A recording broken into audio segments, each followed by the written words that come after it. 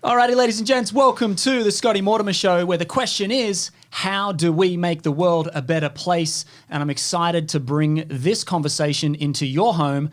Today's guest is one of my very best friends in the world and has been for, I think we're at 12 years now, hey? Yeah. And you'll soon realize why this man has a prominent place in my heart and in my life. David Shaw is the founder of Shory's Outdoors, and since you were a wee young fella, about 20 years ago, you started mowing lawns and cutting grass, and over 20 years, having obtained horticultural certificates, and you can tell us more about your qualifications, but studying every form of agriculture and growing there is, Shory has grown a very sizable landscaping business in Brisbane, Australia. But it's Shory's unique approach to life that I'm mostly fascinated about, having stepped onto what some would call the spiritual path more than a decade ago now, probably around the same time we met, really stepped in fully, but had been on that for a long time. But 10 years of dedicated meditation practice and turning life into a spiritual journey. And today we're going to be really exploring this idea of what is it to be spiritual and live a spiritual life while being a tradesman in Australia, working a crew of guys out there, landscaping, and how do you blend and synthesize the whole? So I'm excited to have you here, mate, and I'm really, really excited to dive into this conversation with you. Anything else you'd add to that little bit of an introduction? Mate, you know, we haven't got all day, so... That's very true. I like it. Just cut to the chase. Let's go. So one thing I will say also is you're a very established martial artist. You're an instructor at a very prominent martial arts studio in Brisbane. You've been training pretty much at least every week with the head instructor there for over a decade. Yeah. You're an instructor of, what are we talking about here? Some mixed martial arts, kickboxing, Kali, Silat, Jeet Kune Do. I think you're one of how many in the world? Was it one of 16 or something? I can't remember the number. Oh, it's growing. Daily, a lot of people are getting interest in it, you know. Yeah. So it's been great to be able to, you know, train under Grandmaster Guru Dan, you know, who trained under Bruce Lee, and, you know, to continue that lineage on. You know, it's funny, like I've never really thought of myself as a martial artist. I always, when we rolled up, I wanted to get fit, you know, and just kept going. And then next minute, she's like, hey, here's some knives. We're going to have a go at that. And, you know, put myself out there, failed Unco, and just kept going. Next minute, she's like, you're a black belt. Next minute, instructor. And, you know, I just went because it was fun. And, you know, like, it's a great blessing training under such amazing people who dedicate their lives to teaching the art and carrying themselves in a way that's harmonious with life and helping people grow. Yeah, it's beautiful. And that sort of teaching from Bruce Lee, that was his whole thing, right? And then down through Guru Dan, through Cookie, now into you as the next level of instructor from Bruce Lee. So the question that we ask here on the show is, how do we make the world a better place? What do we need to do? What is your unique take on that? And in your eyes, what do we need to do? It's a good question. I think to make the world a better place, I think, to me, we've got to change ourselves within, and then we can change without. Because if you don't go within, you go without. Very true. So I really feel, like for me, I know gardening. So if someone was to say, how could you change the world? My mind would go, well, we need to plant more trees, you know? If the temperature's gone up 1 degree, what's the solution? Everyone's like, reduce carbon and this and that. This is all great. You know, these are all solutions. However, trees, nature's air conditioner. So, you know, to me, planting more trees would cool the earth and create a little bit more balance. I mean, there's so many different factors going on in the world where people are changing things all over the place, you know. So I really feel when you change within yourself and you really are open and honest with yourself and gentle, you can grow. You know, you can really take on whatever life gives you and just keep moving forward, you know. So what are the means of changing yourself? Well, I think initially studying yoga and spirituality and, you know, different texts, for me it was, I had no teachers at first, and I had teachers in books and listening to things, and I wasn't as adventurous to go out and seek a master. I was a little bit, like, oh, I'm a bit weird. I'm going to sit down and meditate, and then and eventually seeking a master. But I think from years of sitting still and having a bad time with myself, I was like, oh, I must be in bad company. I need to change this. And, for a long time I retreated from the world and really spent a lot of time looking within and finding answers. And, I remember the first time I sat and meditated, I was like, didn't know what the hell I was doing, My mind was racing, my heart was beating and just out of balance, And that was normal for me then. And I'm sure it's normal for a lot of other people. And, understanding as you move forward and you learn more, that life becomes sweeter, and the challenges often become, larger challenges as you start to conquer, within, because we all look for enemies outside and blame everyone else. But really, if we look within, we'll go, okay, I can let that go. And I realized earlier on in the piece, it's, when you're learning and seeking more knowledge and reading so many books, and you get to a point where you know too much. And I met this spiritual teacher, and he said to me, mate, leave your shit at the door. I don't want to hear your fucking story. Leave your shit at the door. Let's roll. And so every time I've learned from someone now, I leave my story there because I'm here to learn, and often you can talk about yourself all day, but, and I'm fortunate you brought me in here to talk, because that's what this is, usually I'm out there doing landscaping and stuff, and this has been a passion of mine for years, like learning this stuff and helping others, in my own time, to grow, and people coming around and sitting and meditating, and, the boys at work roll up, and we're all chatting, and we're growing together at work in a business. It's business is quite cutthroat sometimes, and boys taking time and chatting and connecting, and looking at the project we're on, and things start to look beautiful and everyone's excited. That's life. You just run with it. Well, that's how you and I first met. 2008, I just got back from California. My TV show didn't turn out the way that I wanted to, and ran out of money, and I was trying to figure out my next moves, and I'd planned to go to Singapore. And then I met you just sitting down the waterfront in Wynnum. We just got talking. You were swimming your dogs. Yeah. And that was 12 years ago now. Wow. We were a lot younger men. And then we just struck a friendship. And then you said, hey, I said, I'm going to Singapore. He's like, I want some work. Yeah, cool. Come do a couple of days. And then I ended up going to Singapore. I did a couple of days with you, went to Singapore. And then while I was in Singapore, you called me. And I was like, what the hell? This guy's called me in Singapore. This is crazy.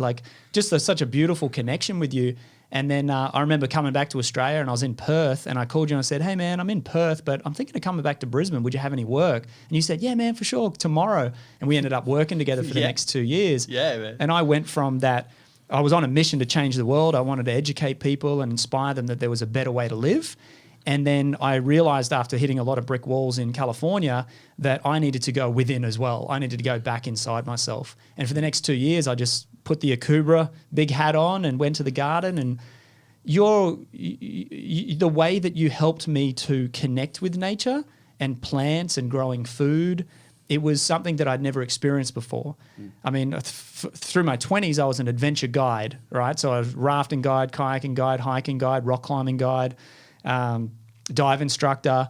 I'd done all this stuff in nature, but I'd never grown food. I never understood plants.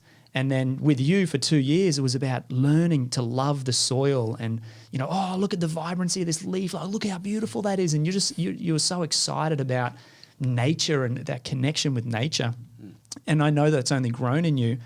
But I saw you, Shory, go into a very, like you did with martial art. You found it, you loved it, you dedicated yourself to it. And like you said, then I was black belt. Oh, okay, that came out of nowhere. Now I'm an instructor, came out of nowhere because you just fell in love with it. I saw you with meditation go from like all of us, angry young man, you had some stuff going on. Then you found meditation, and it was years you were waking up at 4 a.m.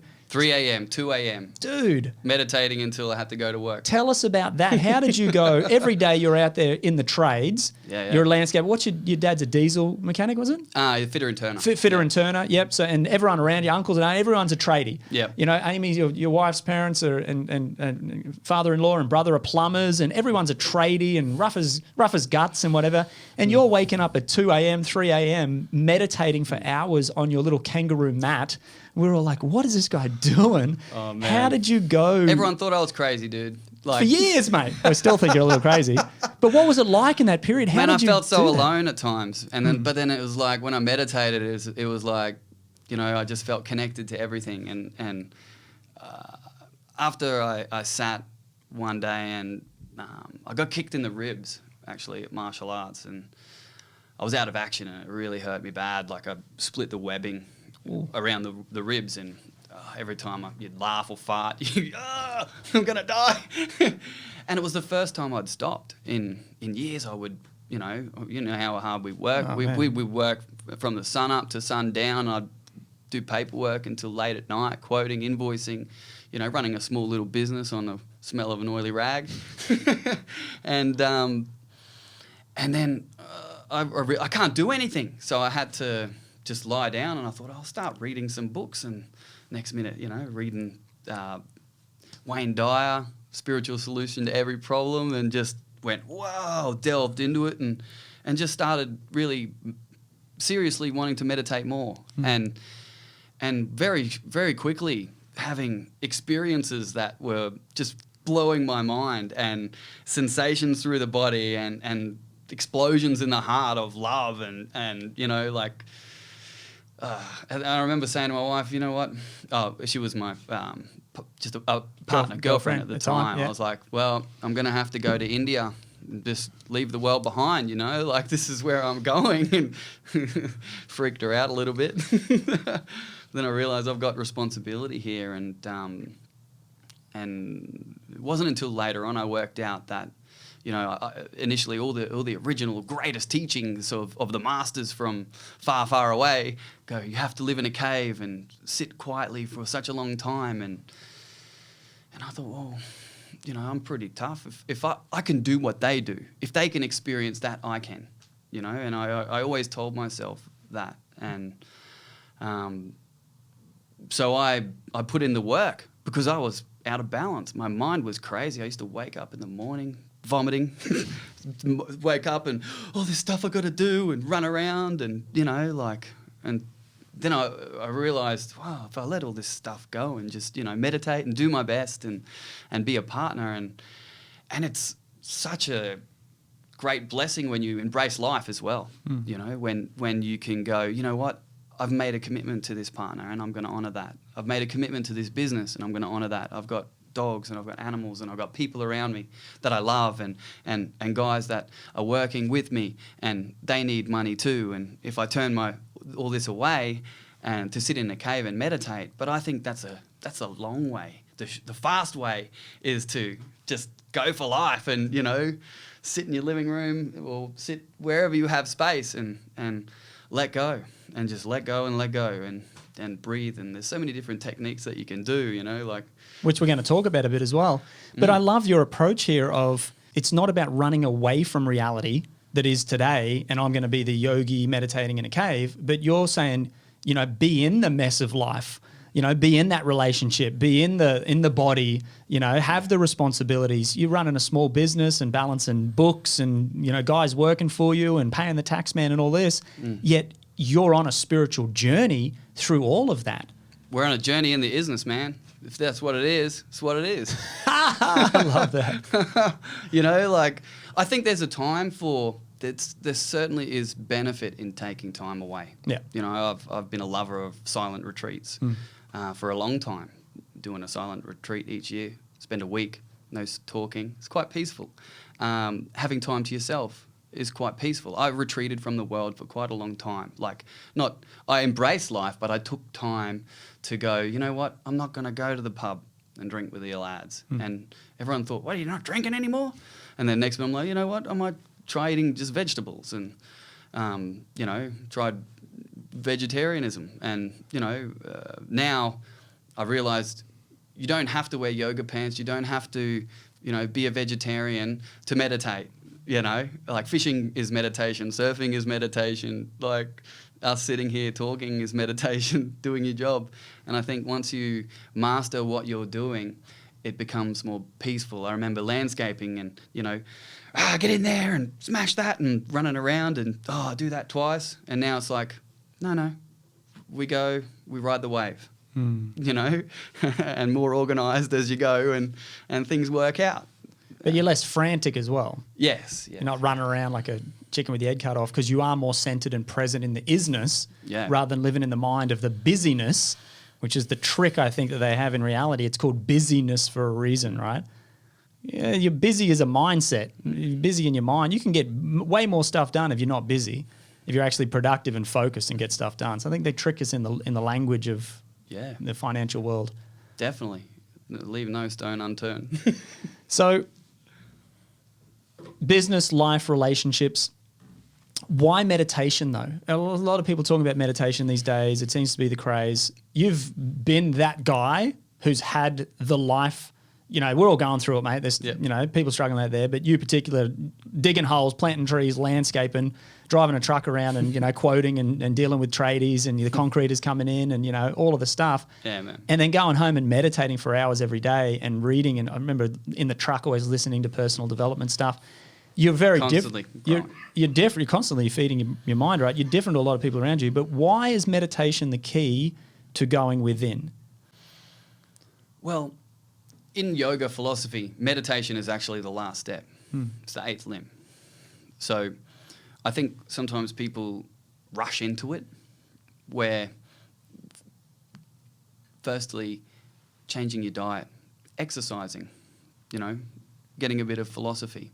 You might just jump in and meditate, but I can assure that, if you've got willpower, you can work through it. I did it. I just jumped into it, man, and it's like, in my head, like all these thoughts and shit that I haven't dealt with. And, I think a lot of people stop meditating initially is because when they sit and they're having a bad time, which isn't always, but having a bad time within themselves, they give it up because they're like, that's crap. It doesn't work. But that's when the magic's happening, man.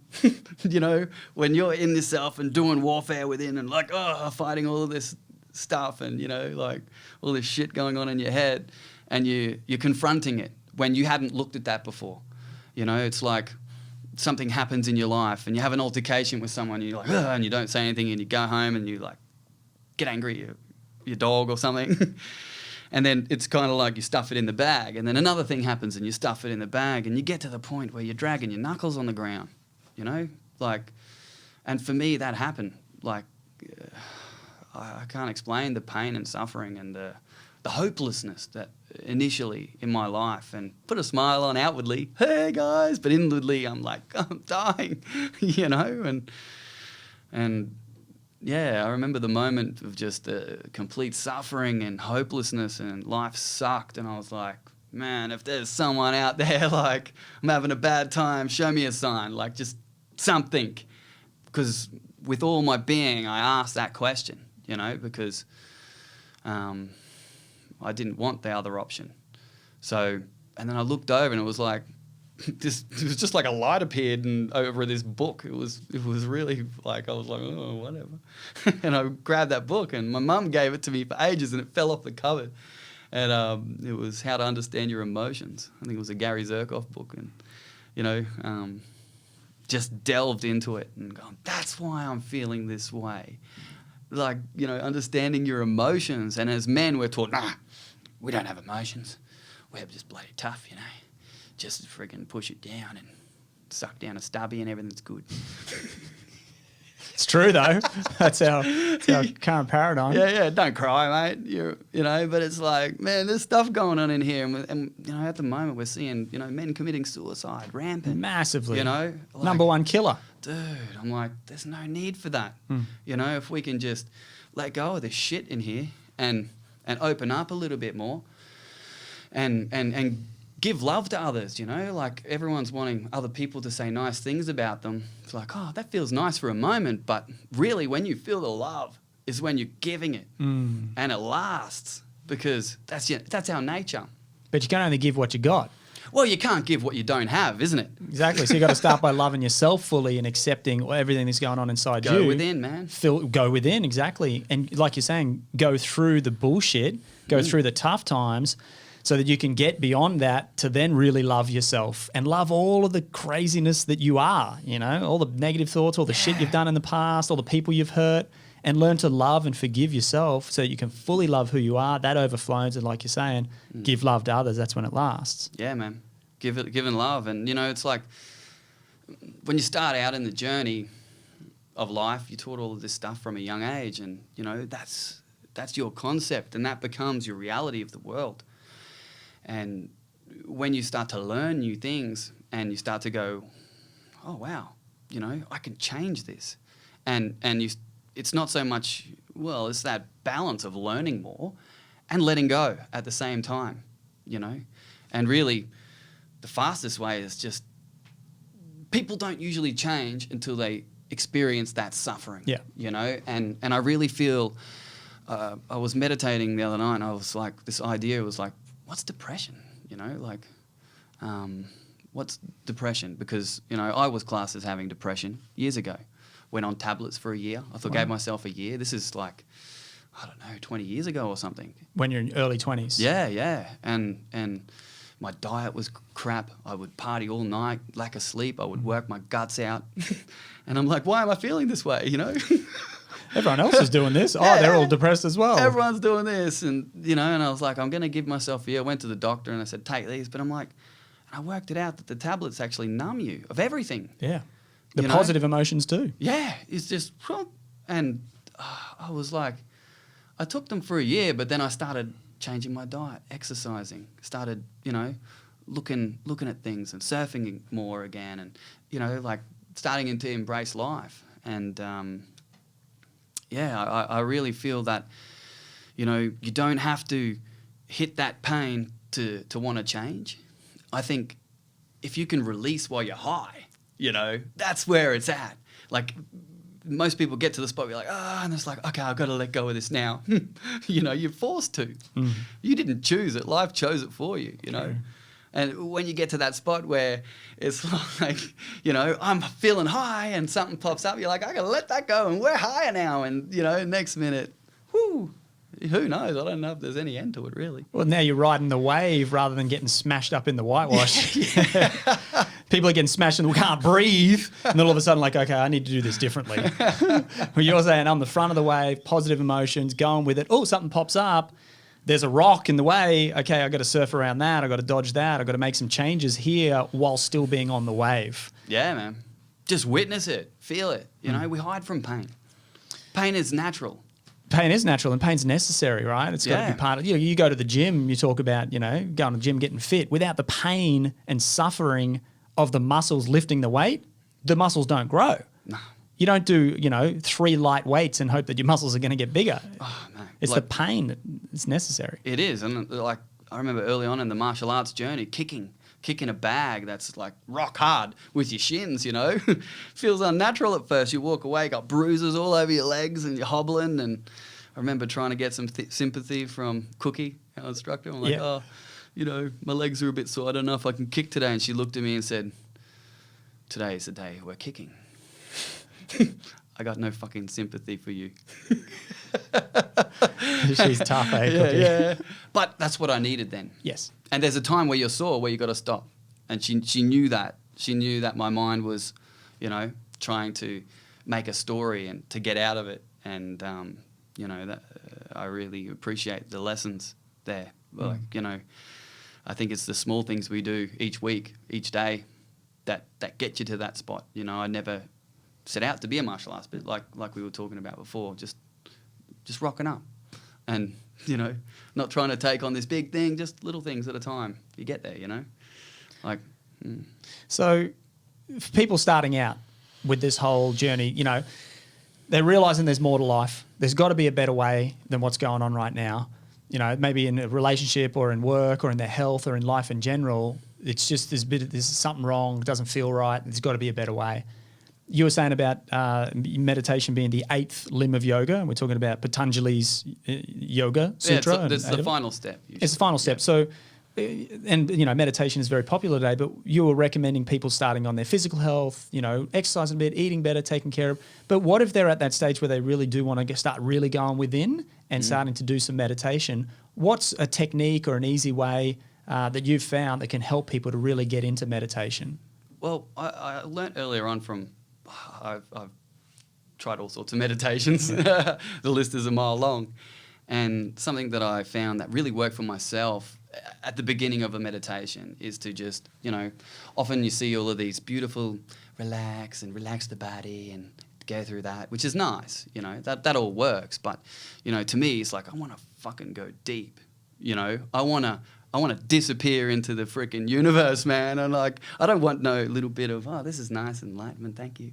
It's like, I want to go the whole way, like not hold anything back, man. Like, that's the way I've lived my life in the morning, It's like, wake up or have a cup of tea for half an hour. No, you need to get in and do it. You got to get to work soon. You don't have time. You don't have that luxury. You get up, you sit down. Yeah, your body's sore, whatever. Because we're Westerners. We don't sit on the floor and meditate, Shit, I had a sore back for years. I remember the first time I sat for a minute and I'm like, I'm going to die. My leg's going to fall off.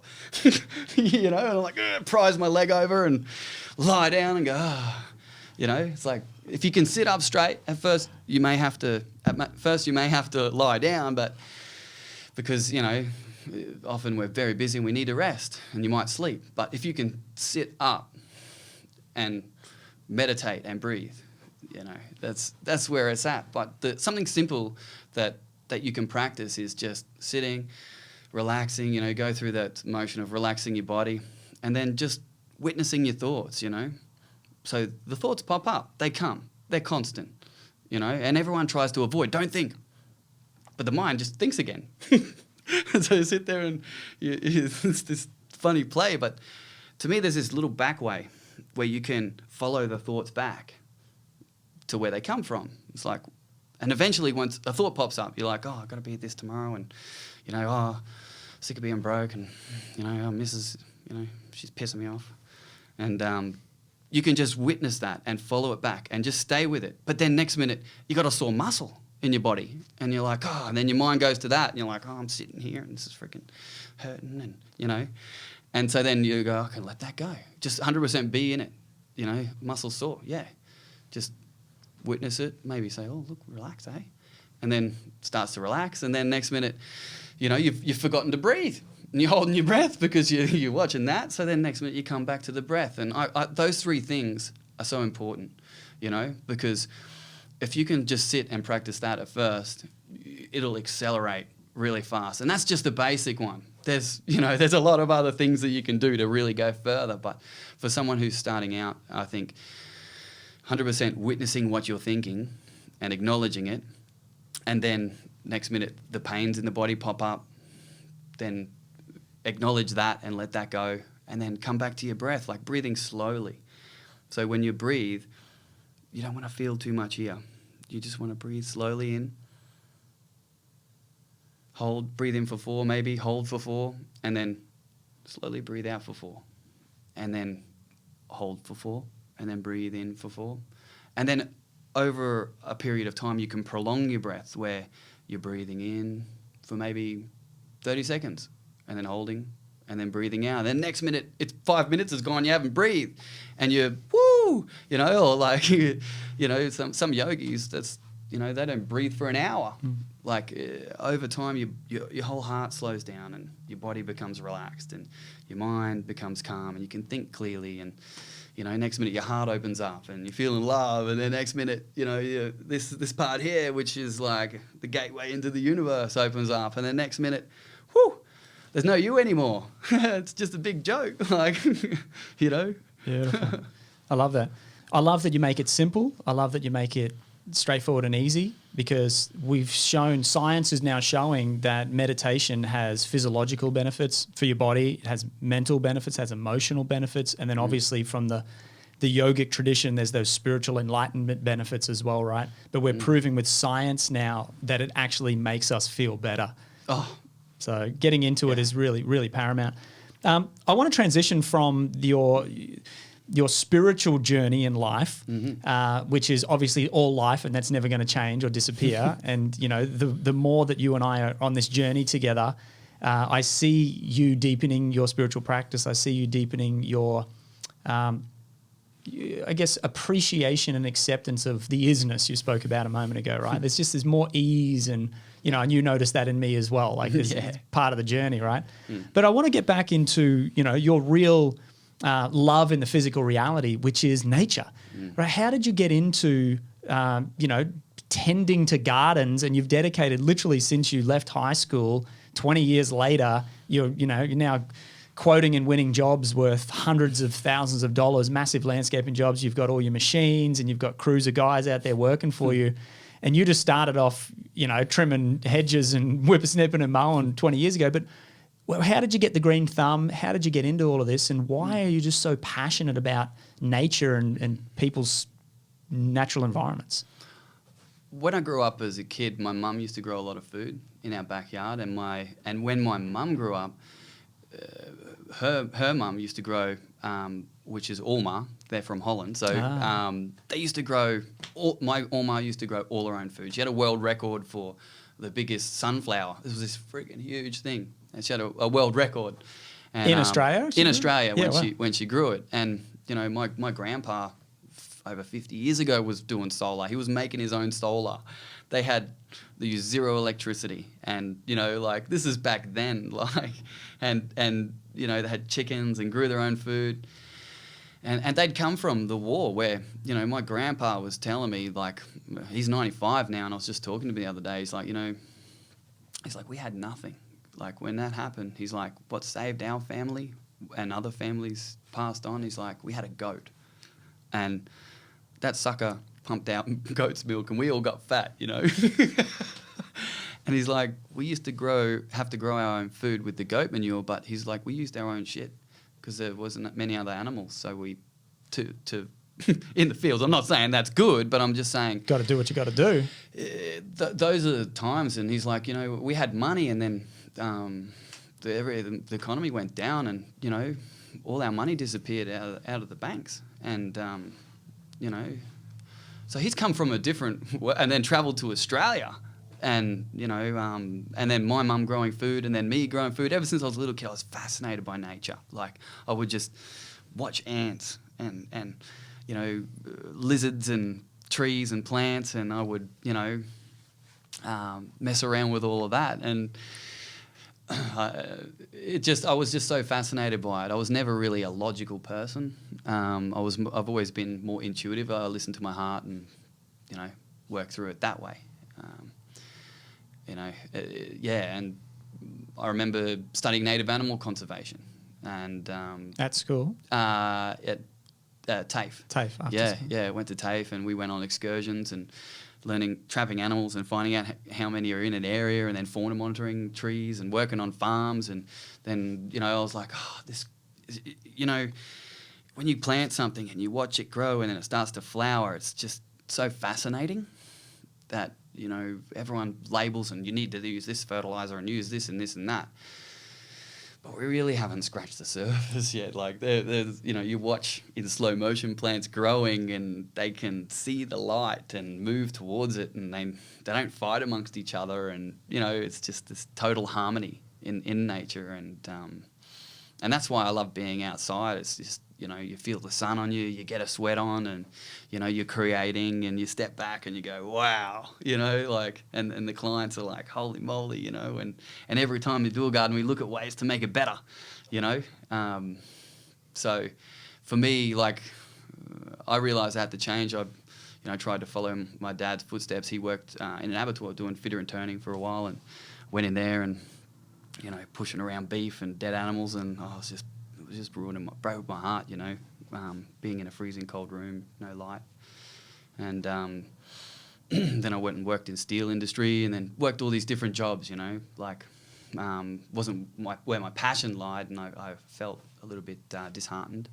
And then it wasn't until I found landscaping, and I'm like, initially I wanted to do it, but I was like, oh, shit, money. You know, like I was like, oh man, like, oh, this apprentice wage, what? Like, oh God. No, so I didn't do it for a while. And then I was like, it's not about the money, you know, it's about what you enjoy. And if you can wake up with a smile on your face, that's worth more than $1, you know? Straight up. So you followed your heart, you did the landscaping apprenticeship, and then you just kept going with it. When did you decide that you were going to start your own business? Well, that's a funny story. I moved out of home with my partner and this is your wife today, right? Yeah, my wife. You and Amy have been together for how long? Since you were how old? 18, 19 years. You were 18 or something? No, I was 19. And she was 17, 18. Yeah, I was 19 or 20. Amazing, when eh? we were together. You guys have been together now. You got Anika, little Bubba. Yeah. Or 4-year-old now. But yeah, it's early on you found your life partner. Yeah. Amy's just, you know,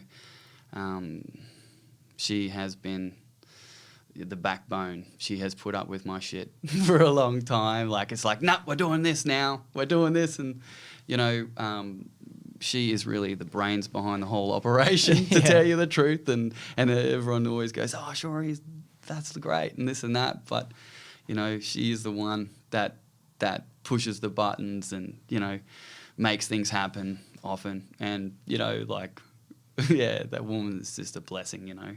Like, and that's the beautiful thing too, is that when you come together with someone in love and you're growing together, one person goes, hey, you know, and the next minute the other person's up here and you're moving together. And, you know, often in the spiritual community, it's like, no, you have to be celibate, you have to not have a partner, you have to be abstain from all of this. And, you know, that's okay for some people, you know. However, that wasn't never my journey. And my journey is to be like, just I'm a normal person like anyone else. And I just, you know, it's not that I'm right and know everything, you know. It's just I'm living what I feel is my purpose, you know. While having a relationship and a wife and, you know, a baby and a business and responsibilities, and you just...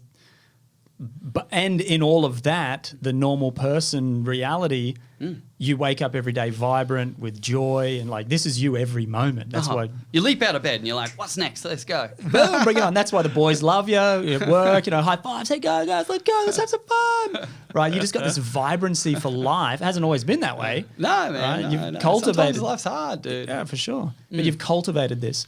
So, okay, back to your story. So, Amy, amazing woman. Love you, Ames. You're out there. Love you. I know you're watching this. Yeah, getting your own business. When did you say, like, nah, going to do it? That's another story of getting smashed. I was living out of home, had a roommate who was months behind in rent and just wasn't contributing. I was buying all the food. I was a bit easy going back then. And the next minute I come home and half of my shit was gone.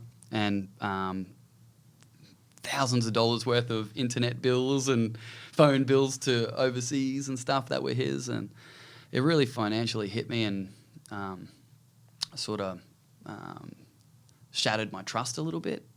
And so we had to move out of that place. I had a boat and a car and I had to sell the boat. And I worked with Amy's dad. I lived with Amy's parents and, you know, they were amazing people, you know, like took me into their home.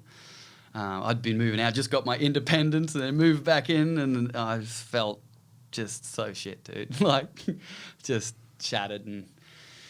But Amy's dad had a plumbing business and I learnt about business. And, you know, and I worked for him for a while doing plumbing too, you know, and learned, oh, this is how you invoice and this is how you do that. And Amy's, my partner's mum, she used to do the books, and so Amy learnt some of the books and this and that. So then it was like later on I started doing landscaping, and then after that I was like, sold my boat, bought trailer, whippersnipper, mower, and it was like, I remember the moment, I'm like, no, it's not safe, but then it's like, and Amy's like, just do it. Just buy it, whatever, you know. I was like, all right. And got it, and then started mowing, and then it was a drought. It was a freaking drought, dude. Here's everyone looking at me like, dude, you're starting a gardening business? There's no freaking lawn. It's dead. The trees aren't even growing, you know? And I'm like, it's going to rain one day. And I'll be ready. And everyone was getting out of the business, you know, and what a great time to get in. True. You know, it's like there's opportunity, and then next minute, doing gardening, and things are blowing up. We're getting work, you know. And from then, it's just like, all right, this gardening, like, I love gardening, but it was, you know, becoming mechanized and a lot of work. And I was like, oh, I just want to build more gardens, you know. And then so it was like, sold that part of the business and sold that regular work and security, and then it's like, you know, oh, you get a job and then it's gone, and then you get another job, and then it's like this teaching of trust, I think, you know, especially having your own business, having trust that it's going to work out. And sometimes that trust gets crushed.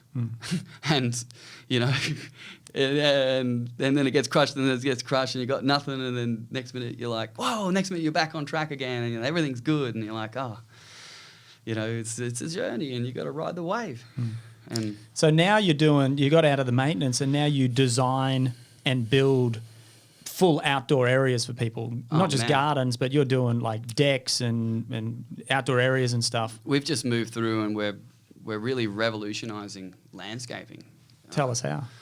You know, from working out and rocking up to a job and just making it up as you go, to having systems in place and computer programs that track everything, and design programs where it's 3D virtual, you know, like, wow, you can see what it's going to look like. Amazing. And, you know, with accuracy, and you know, having guys that are passionate about doing the work and learning and trying new soils and organic, you know, like pretty much everything we use now is natural in the gardens, because I've been doing it for I don't know how long, like using organic stuff, because it works, you know.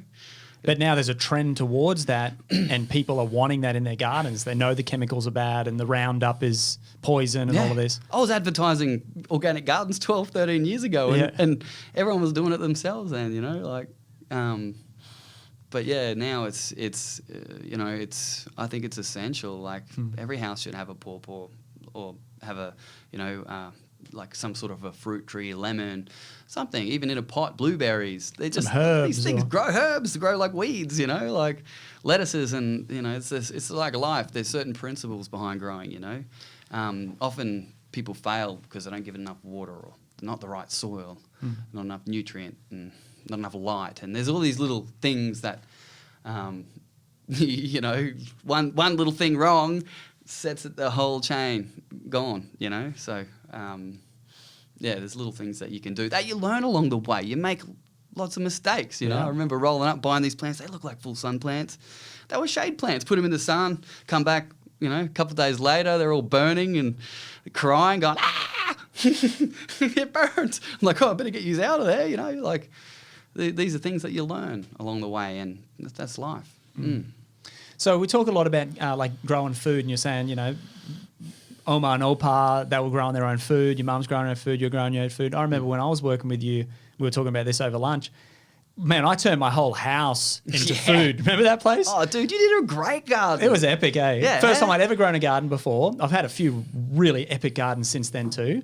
But that garden, man, remember I built that pond at the front, and I had all my greens at the front. Dude. Then I had 2 patches out. I built my own chicken coop. I had 6 chickens in the backyard. You had 6 chickens. And that was a tiny little house too, remember that? But I took, you know, most of our food, especially eggs and greens, and then the tomatoes would grow, and the capsicum and the eggplant, whatever, and they'd be constantly, and I had all the sweet potato down one side of the house. Man, I grew a lot of food out of there, and I was so just loving that connection to my own food. And I've continued that, you know, a decade later. We got 3 gardens, four gardens. We just put another one in. The seedlings are just coming up. I got 4 chickens out the back. You know, like I love it. It's part of who we are. But, you know, for me, I've got my own approach to why I grow food now. But as a guy who's been doing it forever, and you build gardens for people, I remember some of the jobs we were working on back then. You know, going in and just putting fruit trees all along the back boundary. You know, Lee Cooper, was it? Yeah. And there's all those gardens, all the fruit trees out the back. And we made that beautiful pond and stuff. But you've been building gardens for a long time. Why is it important that today we get out and we grow some food? Like you're saying, having a pawpaw tree, lemon tree, having a herb garden. Why is it important for people? Well, it builds a sense of connection and appreciation again. we live in a society where, you know, we've got the riches of what kings had 100 years ago, more. Yeah, there's food readily available. Like you walk into a supermarket, there's food everywhere. Whereas now, you know, you look and you go, oh, it's just, you expect it, you know? And we forget, like, before I started landscaping, I never noticed trees while I was driving, or flowers, or shrubs, or things like that. It was like in my head, in this little box, getting around, you know? There's no other world out there. It's just all about me. And as you start to grow, even something in a pot, you got a little pot with some herbs in it, and the next minute they start to grow and flower, and you pick them, and you're like, oh, this tastes great, and you know, like, it's exciting. And I think, you know, growing to how much time you have is a really great blessing. And for me, because I'm always got things on the go, I do my gardens really bloody relaxed. You know, I'll go whooshka, take all this out, maybe leave a couple of things in, and then flowers, herbs, plants, you know. For me, I have so much structure in my job where the client wants that and I give them that, you know. Whereas at home, I'm like, I'm just going to be random. And I love it. Like, I'll finish work, I'll be gardening all day, and I'll go home and I'm like just plodding around in my own garden, you know, and I love it. It's like you're seeing little bees and bugs, and you're constantly learning every time you do it. You make mistakes and you go, oh, I didn't take that in consideration that time. And, you know, or the weather, you know, it'll start raining for weeks and then things start to happen in the garden, or, you know, a plague of grasshoppers comes from next door. you don't know. And as you go, you got to make it work for you. Yeah, because a lot of people are busy, you know, and they think, oh, gardening, I don't have time for gardening. You know, go home after a big day and drive and blah, blah, blah, and get into it.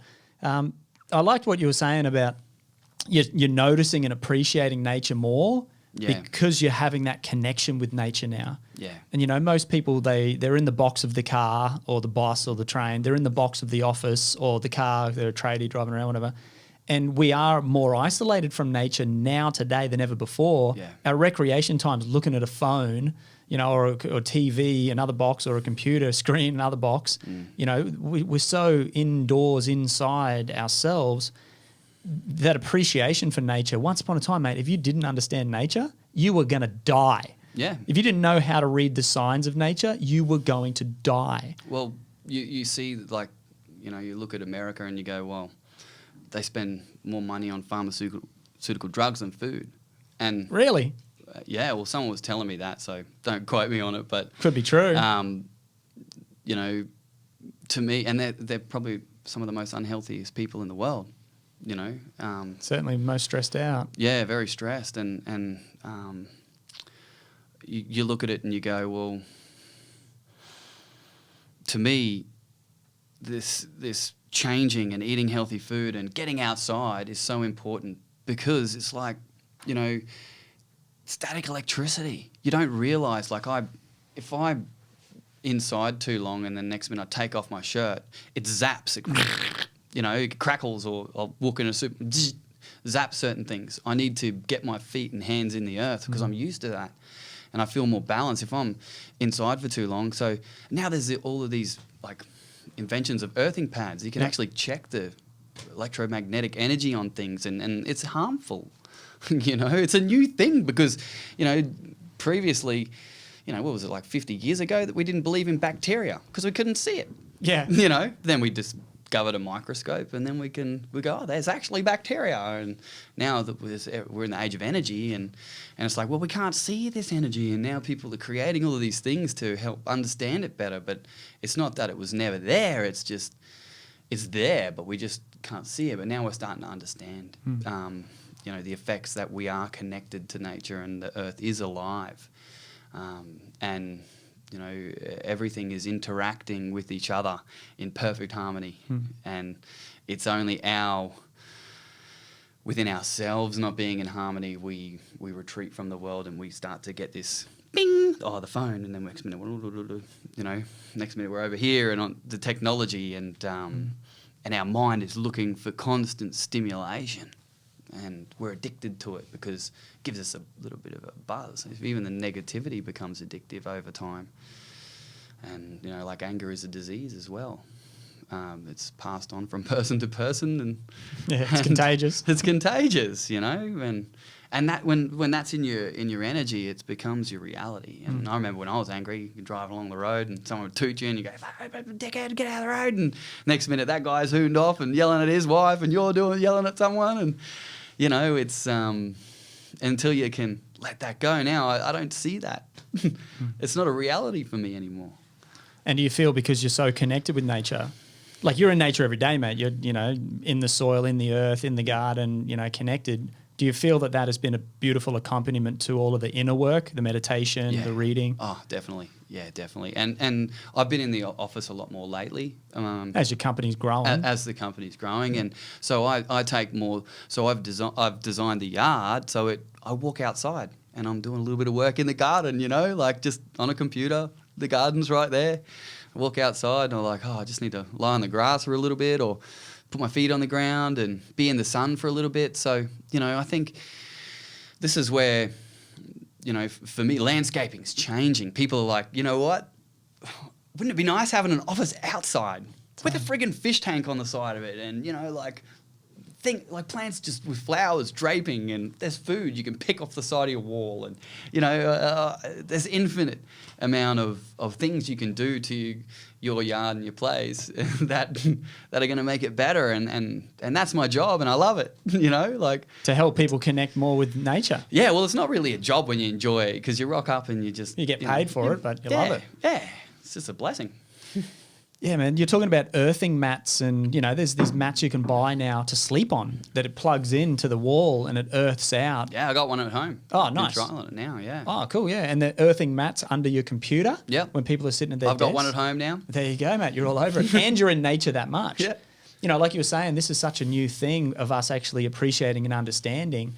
We are more connected to electromagnetic radiation than any time in history that we know about, right? Like that phone lives in your pocket, right? You've got you jump in the car. If you've got a phone on in the car, it creates what's called a Faraday cage.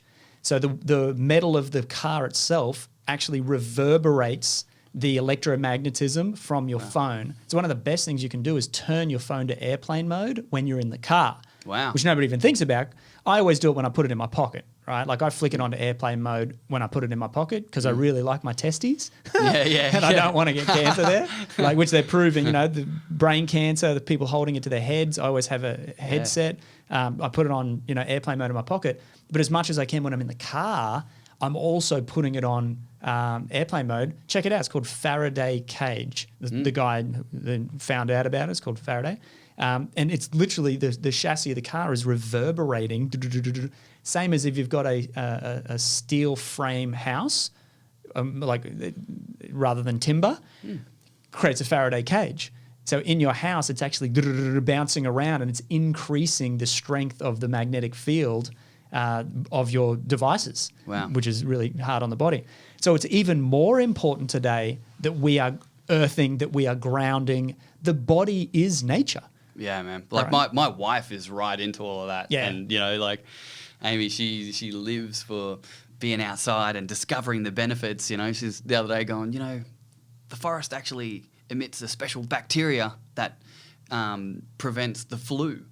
You know, in your stomach. So it's like this new bacteria that they've discovered in forests that you breathe in, and it's a necessary ingredient for your gut bacteria. I love that. And, you know, it's all of these new discoveries where, you know, if you just say to someone, look, it's a good thing, just try it, you know? Like, can't hurt yeah? Yeah, exactly. We were born, you know, thousands of years ago, we would have been wandering around the forest and mate, we've evolved over millions of years being as one with nature, and only this acceleration of technology over the last few hundred years especially, we've gone from agricultural to industrial to information age. You know, this has only been over the last few hundred years, but the body for thousands, hundreds of thousands, potentially millions of years has evolved as one with our environment. Now we're so disconnected from it. We wonder why, you know, we're living longer in age, but we're having a less quality of life because we're more sick more often. You know, the pharmaceutical stuff, the vaccine stuff. You know, you want to boost your immune system, harmonize with nature. Yeah, man. Right? What you put in your body, the way that you connect with nature, that's how you boost your immune system. Oh, like I look at half of my gardens, I give away food out of it. Oh, mate, your gardens are overflowing with food. You couldn't eat it. That's like the other week, I'm like, man, I don't want to eat another freaking cucumber, Amy. I have buckets full of them. I'm like, well, people are walking past, hey, man, take 3 cucumbers. They're like, what? Just walking my dog. Yeah, eat this.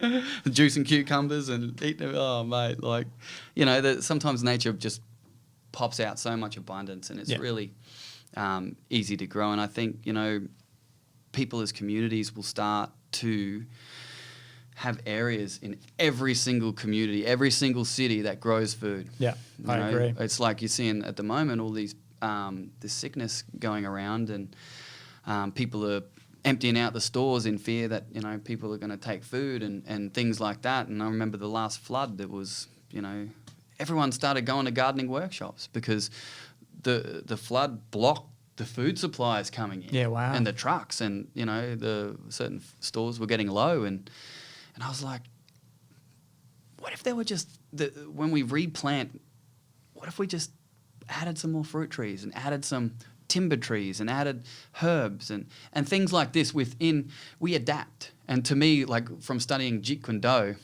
it's like every other traditional martial art was like, we only do it this way. But it's like, it's a style that constantly evolves. And this is where humanity's got to now, where we've got to this particular point, and it's like we're starting to evolve and change. If we can't do things the same way, so it's like, you know, to me, there's a couple, like water and food. If we can grow things that use less water, you know, or in ways that use less water. Yeah, even like, dripper systems rather than surface sprinklers. Exactly, and start to replant. It's like if we look at, would it go, okay, a couple of 100 years ago, this is how many trees were there, you know? Okay, let's put them back. Yeah. We're taking these trees, let's put back more. I think, you know, we look at food and people go, food's so expensive. To me, it's cheap. Food's cheap. You know, you grow a handful of lettuce and cucumbers and you sell them for what they sell them for in the supermarket. You know, you don't get a lot of money. And to me, food is cheap. We're not respecting the water. You know, to me, water is a precious gift, and food is a precious gift, and life is a precious gift. So, you know, I wake up every day, and, you know, even when I walk into a shopping centre now, I look at all the food and I go, wow, we're living in a time where there's just food everywhere, you know, like I really hope my daughter will experience the same, you know, and yeah, I really, really feel for the younger generations, you know, because we're in a time of massive change, and people sort of stick their head in the sand and go, you know, the reality is the temperature has gone up 1 degree. That is a massive change. And, you know, I don't like to focus on the problem. To me, it's about solutions. Yeah. You know, you go, yeah, there's the problem, that shit. All right, let's move on. What's the solution? You know, okay, we need more water. We need to grow food more sustainably. We need to do these things. Who knows? I don't have all the answers, but, you know, it's just adapt, change. Totally. And like you're saying, replant the trees that we've cut down. It's going to cool the earth. You're worried about it. You're sort of trying to stop CO2 emissions. Then let's have a look at, you know, what's going on with the trees. That's heating up the earth because the sun is hitting the earth rather than the trees that are absorbing it. You know, all through Asia, Indonesia with the oil palms. You've seen this, mate. They're just devastating. Singapore and Malaysia are under smog, because they're literally bulldozing all the forests and planting oil palms, plantations of them where the native rainforest has been. All through the Amazon, they've been cutting down for 50 years, maybe longer, I don't know how long, for meat production, for cows, right? And then what happens is they devastate it. The cows come in, eat all the grass, the hooves destroy it, and then it turns into a desert. Desertification is one of the biggest problems. So deforestation first, they cut it all down, put a little cattle on it. After a couple of years, the cattle has just destroyed the land, and then it turns into a desert. The native forest won't even grow back anymore because the topsoil layer is so thin, that it just gets destroyed in, a few seasons of these mass cattle being on it, won't grow back again. So we've got to look at how we working with the native environment. Well, I think I watched this documentary a little while ago where there was this dude with the elephants, and they were saying the elephants were a big problem, and so they started slaughtering all of these elephants. Where? I think it was somewhere in Africa. Not Asia? In Africa? I think it was in Africa, yeah. Okay. And then this guy was like, watched all of these plants start to die and the earth start to go backwards. When then he realised that when a herd of animals is in a tight-knit, close area, and then they keep walking through the grass and eating the grass and putting mass droppings, and then they move on and leave the land for a while. That manure, it works. But when you leave cattle wandering around the same area and constantly compacting the ground, that creates harm. Yeah. So I think it's that balance of learning to rest the land, and also just being smarter with that, because it's often we'll go, we need to plant trees, but it's a barren desert and you plant a tree. Nature doesn't work that way. Trees is the last thing that grows. Yeah, so small shrubs and grasses and stuff first. Perennials, annuals, they grow first. Yeah. The weeds grow first, the weeds heal the soil, and then next minute shrubs start to grow and trees and so on and so forth. So there's a succession that follows, and that just comes with understanding the way nature works, and And I don't think people are that concerned with getting back and growing, healing the land and stuff, because of the disconnection with nature. We're so stuck in our stories on Instagram and on the TV mainstream media. It's hard to love fully enough something that you're disconnected with that you'd actually want to do something about it, which is the hard thing. It's like getting people to love and respect their connection with nature again, so that then it becomes a concern to actually go out of their way to help it to heal. Well, I had this idea the other day. I was like, how could you make it fun? Yeah. So if we threw a big party, right? A concert or whatever, out somewhere, and everyone comes. There's thousands of people. They want to have a good time with some music and have some fun. And then what if even one person planted 5 trees? And then those 5,000 people or 10,000 people planted 5 trees. There's a festival like that. Is there? Yeah, I saw it. I didn't go to it, but yeah, they go and plant trees at the festival. It's music festival, music and stalls and everything happening, but they plant trees while they're there. They do a working bee at the festival. It's already been done. There you go. Yeah. Well, bloody great idea, but imagine if there was more of them. More, and then spreading across every country, It wouldn't take long to reverse that process, because, like we were talking about, the trees create rain. The rain the cool air cools the earth and creates more balance, microclimates even. Yeah. We've seen this. There's lots of documentaries on it. But one dude who planted trees for 50 years or something, planted changed the climate. A tree a day, Yeah. Changed the climate. Animals came back. Just one person. The rains came back because the trees, the precipitation. It's amazing, man, what you can do, what humans can do. You were talking about before, you reckon one day that every city will be growing its own food supply. Yeah. To me, that's just evolution. That's a natural process that we have to go through now, because right now the conglomerates control the food. Coles, Woolies in Australia, depending on where you are around the world, these big companies control the food distribution and pretty much the food supply. That flood you were talking about where people couldn't even get through, you start to wake up and go, hang on a second, what if this happens en masse? This virus that's going on right now and all these, people are rushing out. What if there was another war or something, or an epidemic like a virus or something happened? Most people would be absolutely screwed. Most people, because they have no idea how to grow food. They're not growing food. They're not in a community of people that are growing and sharing food. Whereas, in traditional villages, you've been to them in Europe as well as I have, and through Asia, everyone's selling down to the local markets and they're all sharing and supporting each other. To me, we're going that way. There's no other thought in my mind than we have to grow food in our backyards instead of having grass that I've got to mow every week, which is a pain in the arse, if you ask me, and a lot of non-native trees. You and I used to talk about this, that the birds can't even eat, let alone giving me food to eat myself. there's a shift in consciousness, but I hope you were talking about this before, that we don't have to get to the point of suffering in order to make the change. Well, isn't that funny? You know, it's often just has to go that way. It has to sometimes, yeah. You know, and I think, but sometimes it doesn't. There's so many passionate people making changes, you know, and I think we keep going back to that. It's like, you know, the other day the boys chatting and going, oh, this is happening on the news and this is happening on this, and I'm like, man, I don't watch the news. Sorry, dude. No. Like, I listen to podcasts like this who are asking questions about how do we make the world a better place. Yeah. You know, Not I want to negative hear stuff. what are we doing? What's he doing? You know, because when we zone in on the shit, there's so many amazing things that are happening too. Yeah. And, you know, it's, where you put your attention, you know. Yeah, totally. Do the thing that you're passionate about and share it with someone else. But it's conversations like this that start to give better awareness for people of what the solutions are and looking at some of the problems. And people are picking up on this conversation, mate. Like, this is not just you and me having this conversation. There is a mass movement of people waking up right now saying there's got to be a better way. There's got to be, we can't keep doing this. There's got to be a better way. Right. And the more people that are entering that conversation, I always talk about the conversation in your living room. Right. That's the ones that really matter. You're at your dinner table. How was your day? How was your day? Hey, I learned this. I learned that. What's going on? Those conversations are what start to change the world.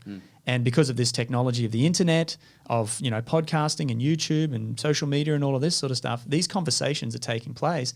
And again, I really hope that we can turn the ship of where we're going before we hit the wall, before a crisis happens and people are literally running out of food, that we start to wake up and come back. See, my thing is, Shory, we've got to come back to community. We've got to have real people around us that are connected to one another, that care about one another. And we've got to be growing food, and we've got to have a good water supply. Yeah. Right. And if you've got those things, community, food and water, you're good. You know, like, you need shelter, roof over your head, and pretty much everyone that wants one in Australia has one. You know, people that don't have a shelter over their head, usually they're choosing not to.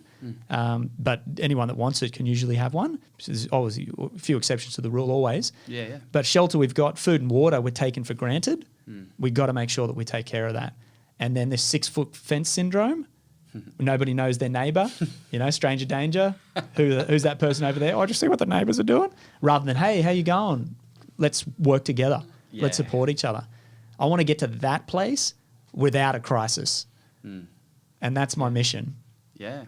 Well, I think that's a good one because, you know, we're turned everything into corporate, you know, like sometimes, or not everything, but, you know, wouldn't it, like I know we brought up our daughter and, you know, we're running a business and, you know, I'm sure there's other people listening that just sometimes they feel like they might be on the treadmill, just running, standing still and not knowing what to do. And, you know, there's things in community, building communities, helping, looking after each other's kids and cooking food and sharing and, you know, and I think that little things like that can really help and turn into big things later on, you know.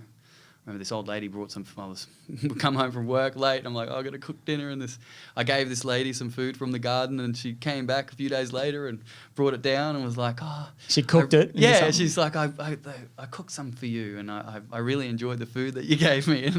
And then, you know, I'm out in the garden and all these little kids started like playing outside in the garden, and next minute, you know, I'm showing them how to garden and food, and you know, and they're bringing their other friends, and then next minute I'm like, Amy, there's a whole bunch of kids in the front yard, and they're all, you know, hey, Shory, you know, like, I'm like, what are you doing? And you know, some of the kids didn't have a lot of food or eat properly, you know, and it's like everyone needs to contribute now. We're at a time where you can't sit on the couch and watch the world go by. You know, I really feel like some people need help and they need a hand out, and I think that's going to run out sooner or later. I think, you know, we're in a time now where I really feel everyone, doesn't matter who you are or what it is, can help someone at least. You know, I've got a guy, I always struggled to take my bins out. And I would get into trouble every week because I'd forget to take the bins. You forgot the bins go by and I run out in my undies trying to get the bin outside. And then we moved house and this dude just rolled up one day after we moved in and he's taking the bins out the front.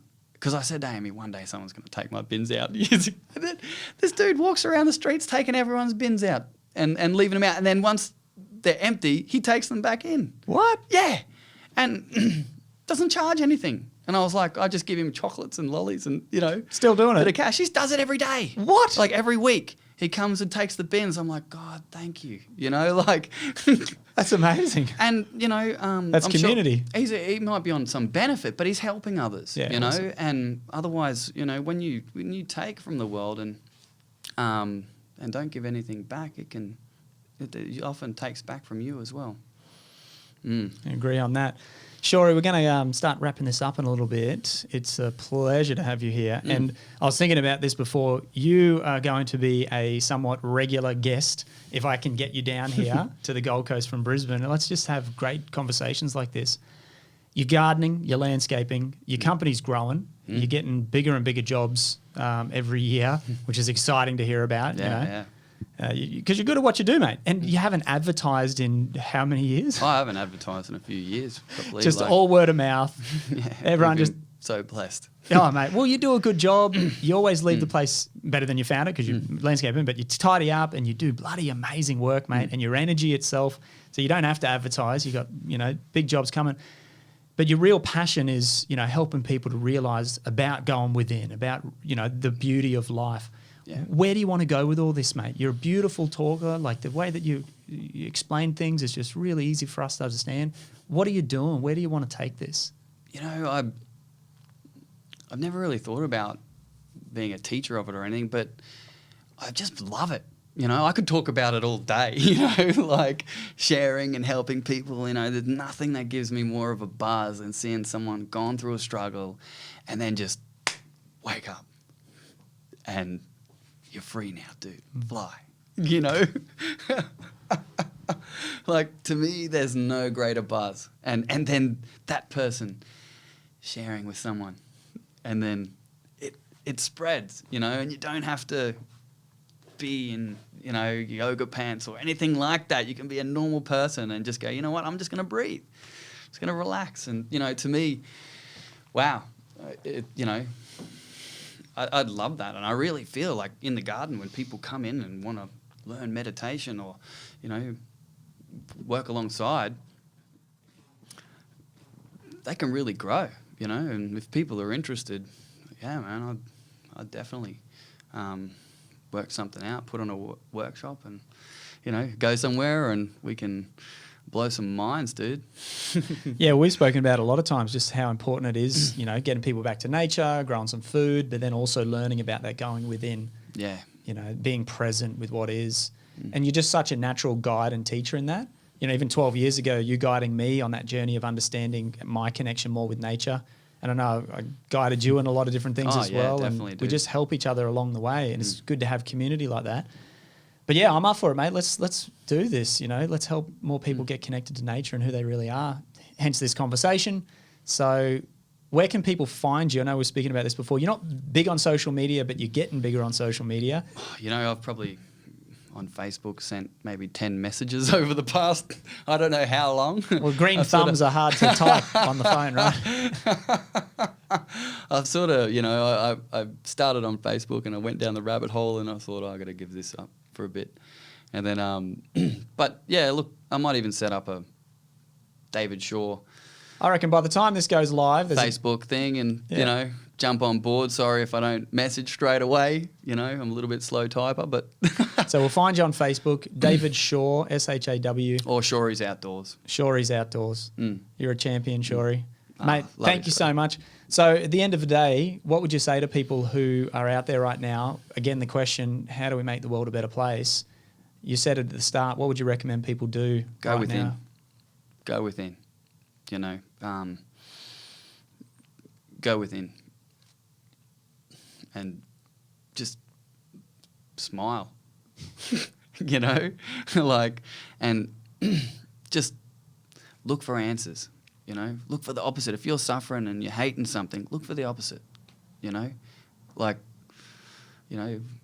Angry. Let's find the love. I've got an injury. Forgive yourself. Pardon that. There's many different things. Cultivate the opposite.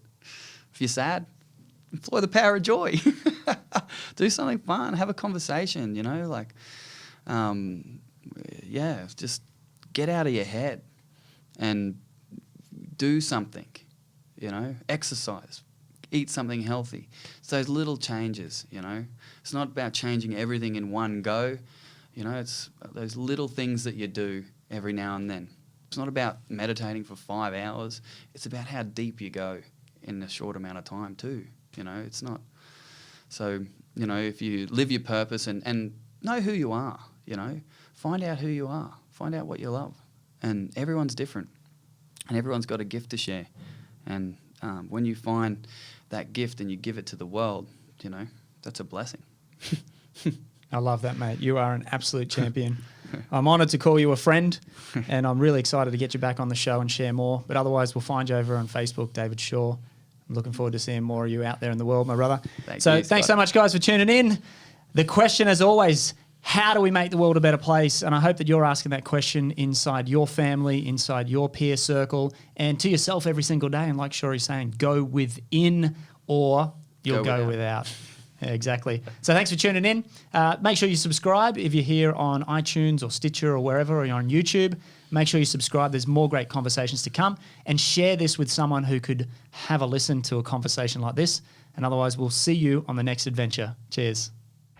Hey, thanks so much for joining us. I hope that you loved this episode, and most importantly, that you feel like we feel, that love is the medicine, that by connecting back to nature and one another, we can create the type of world that we want to live in. So I'm going to invite you right now to come and join the Tribe of Freedom movement. Head over to our website, to freedomnow.com. You'll see it in the description. You'll see it on the screen. To freedomnow.com. Come and join this movement. It is up to us, those that feel that there is a better way to live, that want to co-create a world that works for all. Come and join this movement. Come and be part of this. Not only sit there and listen to conversations like this, but come and participate in this conversation. Take action now. To freedomnow.com. We're looking forward to growing with you as we move forward into the future prosperously. Love you heaps, and I'll see you over there. Cheers.